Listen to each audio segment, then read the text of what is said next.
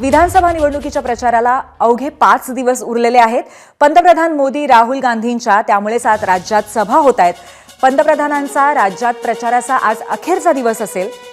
मोदींच्या त्यामुळे आज राज्यात 3 सभा होत आहेत। मुंबईत शिवाजी पार्कसह पंतप्रधानांच्या संभाजीनगर आणि नवी मुंबईतही सभा होती।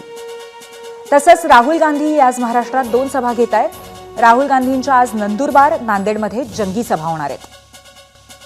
पंतप्रधान नरेंद्र मोदी आज महाराष्ट्र दौऱ्यावर असणार आहे आणि सगळ्यात महत्त्वाचं म्हणजे की मुंबईतील दादर येथील शिवाजी पार्क मैदानात त्यांची महायुतीच्या उमेदवारांसाठी सभा जी आहे ती पार पडणार। या सभेला पंतप्रधान नरेंद्र मोदी स्वतः संबोधित करणार। यात सगळ्यात महत्त्वाचं म्हणजे की आता भव्य असं एकंदरीत आयोजन जे आहे ते दादरच्या शिवाजी पार्क मैदानात करण्यात आलेलं आहे। मोठ्या अशा खुर्च्या ज्या आहेत त्या या ठिकाणी लावलेल्या आहेत। सगळ्यात महत्त्वाचं म्हणजे की लोकसभेला महाराष्ट्र नवनिर्माण सेना सोबत असून एकंदरीत बिनशर्त पाठिंबा जो आहे तो महाराष्ट्र नवनिर्माण सेनेने महायुतीला दिला होता आणि त्यावेळेस राज ठाकरे सुद्धा या मंचावर पाहायला मिळाले होते। पण आज राज ठाकरे या मंचावर नसतील, पण राज ठाकरेंच्या घरासमोरून पंतप्रधान नरेंद्र मोदी यांचं भाषण होताना पाहायला मिळेल। त्यामुळे नेमकं मुंबईतील नेते असतील किंवा मग महाराष्ट्र नवनिर्माण सेना असेल, ठाकरेंची शिवसेना असेल, यांचं या भाषणाकडे उत्तर कसं असणार हे सुद्धा पाहणं औत्सुक्य असं असणार। त्यामुळे नेमकं आज पंतप्रधान नरेंद्र मोदी काय नव्या घोषणा करणार हे पाहणं महत्त्वाचं ठरणार आहे।